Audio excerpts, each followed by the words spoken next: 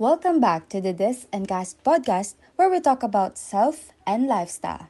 I am Jels Peralta, and for today's episode, we're here to talk about sociological perspective, where we analyze different levels from different perspective, sweeping the generalization of society with its social behavior. This is from the vision of students with our special guests. Let us all welcome Miss Nash, Jazel, and Faye Kagatin.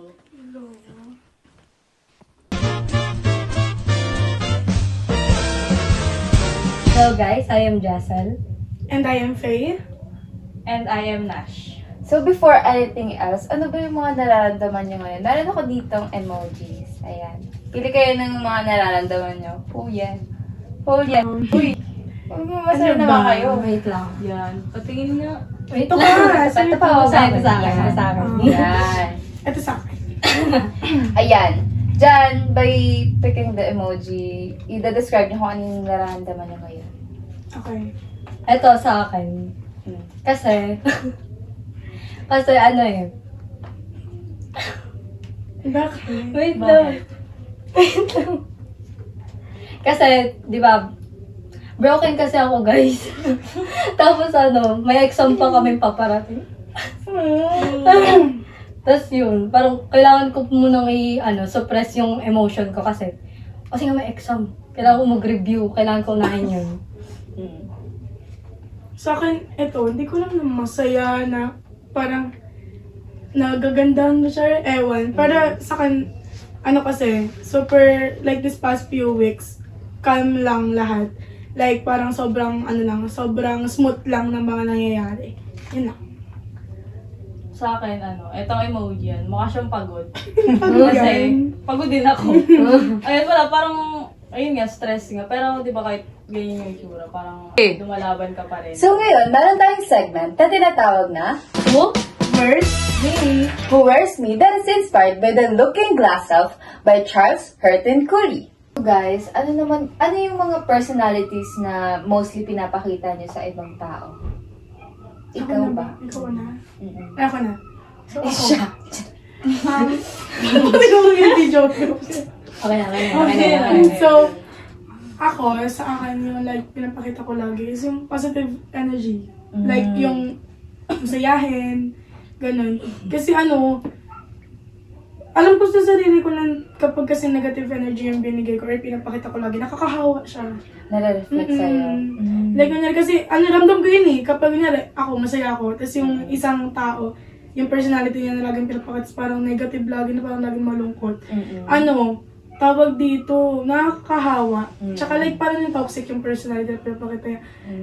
Nakakahawa. Ganun. Kumbaga kahit na anong energy. So Faye, ano sa tingin mo yung personality mo na parang hindi mo pinapakita sa iba? I think, ito yun may personality kasi ako na, like, namimili ako ng nire-respect na hindi ko pinapakita sa iba. Like, kasi diba, parang tinatak sa atin na respect elders, gano'n. Pero kasi ako, may personality ako na, namimili ako. Like, kapag hindi deserve, gano'n. Kumbaga may motto ka na respect is earned. Kumbaga. Oo, gano'n. Like, parang, hindi siya like, nade-define yung respect na kailangan Just pag because matanda, you're older. respetuhin agad. Parang nasa personality ko kasi na pag may nakita kong like parang nakaka-off sa'yo kahit matanda ka, hindi mo ma-earn yung respect ko. Yes. It's just, ayun yung hindi ko pinapakita sa mga magulang ko kasi may mindset nila, gano'n. Hindi din ako may intindihan. Culturally, mali siya. Oo, gano'n. Yung personality ko na hindi ko pinapakita sa iba, siguro yung hindi ako mahilig humingi ng tulong sa kanila.